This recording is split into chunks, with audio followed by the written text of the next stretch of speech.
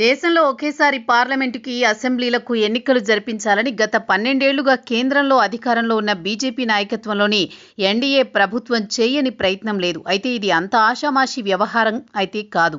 దాంతో ఎప్పటికప్పుడు ఇది అలా వెనక్కి వెళుతూనే ఉంది. ఎట్టకేలకు జమిలి ఎన్నికల మీద జాయింట్ పార్లమెంటరీ కమిటీని కేంద్ర ప్రభుత్వం గతంలో ఏర్పాటు చేసింది. దానికంటే ముందు మాజీ రాష్ట్రపతి రామ్నాథ్ కోవింద్ ఆధ్వర్యంలో ఒక కమిటీ ఏర్పాటు చేసి సాధ్యాసాధ్యాల మీద పరిశీలన చేయాలని కోరింది. అలా వచ్చిన సిఫార్సుల మీద జాయింట్ పార్లమెంటరీ కమిటీని నియమించి అధ్యయనం చేయిస్తోంది. ఇదిలా ఉంటే తాజాగా జరిగిన పరిణామాల నేపథ్యంలో జమిలి ఎన్నికల కోసం 129వ రాజ్యాంగ సవరణ బిల్లును పరిశీలిస్తోన్న జాయింట్ పార్లమెంటరీ కమిటీ గడువును వచ్చే శీతాకాల సమావేశాల చివరి వారం తొలి రోజు వరకు పొడిగిస్తూ లోక్సభ నిర్ణయం తీసుకుంది. ఇక ఈ జేపీసీ అధ్యక్షుడిగా పీపీ చౌదరి వ్యవహరిస్తున్నారు. ఆయన నేతృత్వంలోని 41 మంది సభ్యుల బృందం ఈ జమిలి ఎన్నికల బిల్లును పరిశీలిస్తోంది.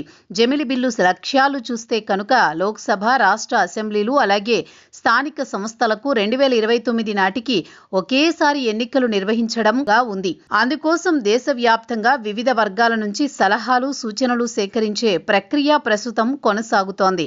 ఈ క్రమంలోనే జమిలి ఎన్నికల విషయంలో జేఏసీ నివేదిక కోసం మరింత సమయం ఇవ్వాలనే గడువు పెంచారు అని అంటున్నారు. జమిలి ఎన్నికలు నిర్వహించాలని బీజేపీకి అయితే కోరికగా ఉంది. అది ఆ పార్టీ అజెండాలోనే ఉంది. అయితే ఇప్పుడున్న పరిస్థితుల్లో జమిలి నిర్వహించడం అంత సులువేనా అన్న సందేహాలు వ్యక్తమవుతున్నాయి. జమిలి ఎన్నికల నిర్వహణ చట్టం ప్రకారం సాధ్యమే అనుకున్నా దీనికి రాజ్యాంగ సవరణలు, రాజకీయ సమ్మతి అసలు సమస్యలుగా ఉన్నాయని చెప్పాలి. బీజేపీ అయితే ఎట్టి పరిస్థితుల్లో 2029 నాటికి జమిలి ఎన్నికలు అమలు చేసేలా చూడాలని పట్టుదలగా ఉంది. కానీ లోక్సభ, రాజ్యసభలలో రాజ్యాంగ సవరణను సరిపడా బీజేపీకి సంఖ్యాబలం ఉందా అన్నదే చర్చగా ఉంది.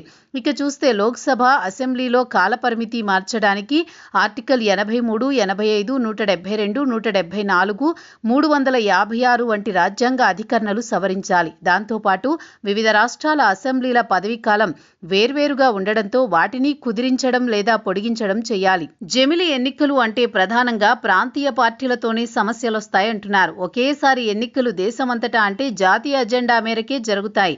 అప్పుడు ప్రాంతీయ పార్టీల ఆకాంక్షలు దెబ్బతింటాయని ఆందోళన ఉంది.